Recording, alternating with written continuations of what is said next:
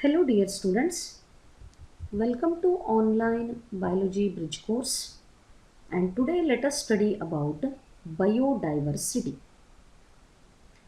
What is biodiversity? The term biodiversity, popularized by the sociobiologist Edward Wilson. In the image here you can see the photograph of Edward Wilson to describe the combined diversity at all the levels of biological organization.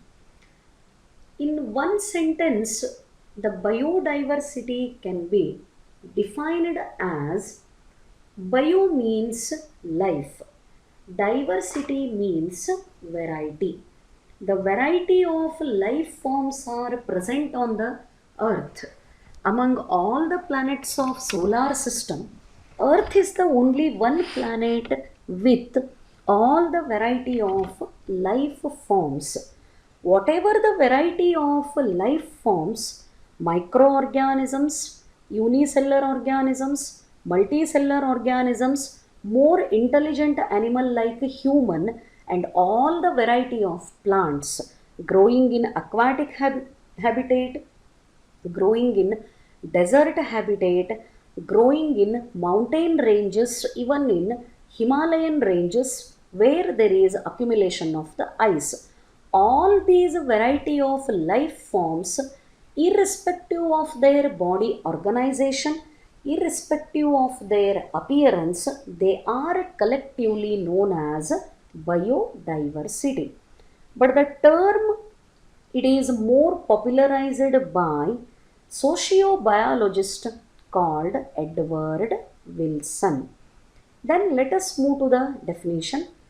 Biodiversity is variety of living forms present in various ecosystems ranging from macromolecules within the cells to biome. If we consider the body of an organism, the body is made up of many macromolecules. Macromolecules are nothing but larger molecules. They are the macromolecules such as carbohydrate, protein, lipid, nucleic acid. All these are the macromolecules. When these macromolecules unite with each other, it gives rise to the formation of the cell and cellular components. So, whatever the different life form is present on the earth, the different macromolecules present in the body of those living forms, and wherever they are inhibiting, whatever the type of ecosystem, it may be aquatic ecosystem, it may be terrestrial ecosystem, it may be freshwater ecosystem, all of them are collectively known as biodiversity. So let us take one interesting example for the biodiversity. In our country, we have 50,000 different strains of rice. Rice is the only one type of grain which we all consume. But in this particular grain or in this particular crop variety, we have 50,000 varieties. Imagine the color of each type of the rice is varying, but all of them are the rice variety. Occurrence of different variety itself is known as biodiversity. Like that, India has more than 1,000 varieties of mango. Only few I have selected here. Mango is the only one type of the fruit, but in mango in our country we have 1,000 different varieties. This is the indication of biodiversity. If you compare these mango varieties, color of each variety is varying from one to another. Taste of each variety is varying from one to another. Not only for mango, the same is applicable for the rice variety also. Basmati rice, costlier rice variety, it has got its own fragrance. The grains of the rice are much longer as compared to other rice varieties. So this variety of the occurrence, whether it is rice or it is animal or it is mango or some kind of the vegetable, whatever it is, the variety of the life forms which are present on the earth, all of them are collectively known as the biodiversity. Then let us have a look on the number of species on earth. On the earth, as I told, all the different life forms are present. What is their number in each group? If we consider the invertebrates, what are invertebrates? Invertebrates are nothing but the animals without backbone. They are also called non-chordates. Animal without backbone are called invertebrates. Among the invertebrates, the largest group is represented by insects.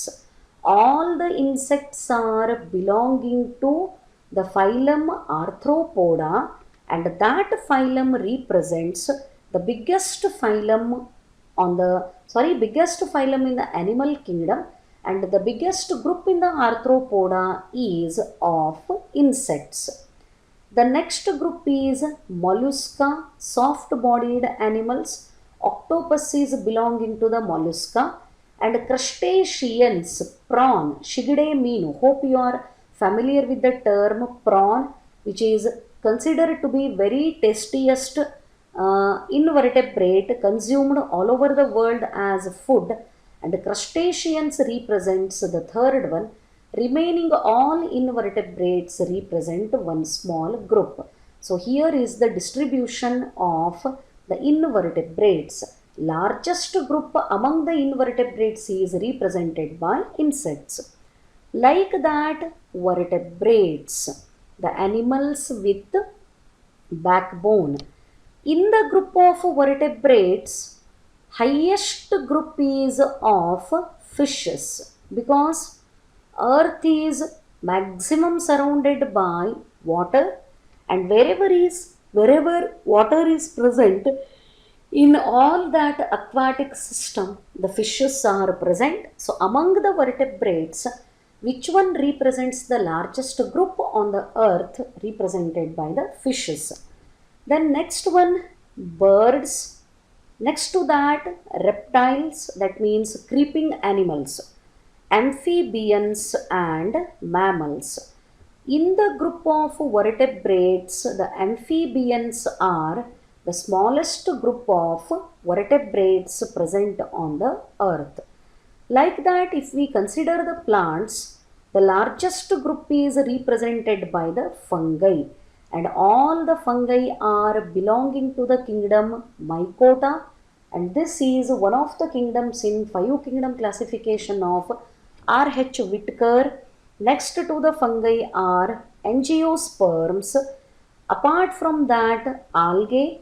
Lesser than algae are the mosses, then ferns and allies. Ferns are nothing but they are the members of pteridophytes. Among the plants, the smallest group is of lichens.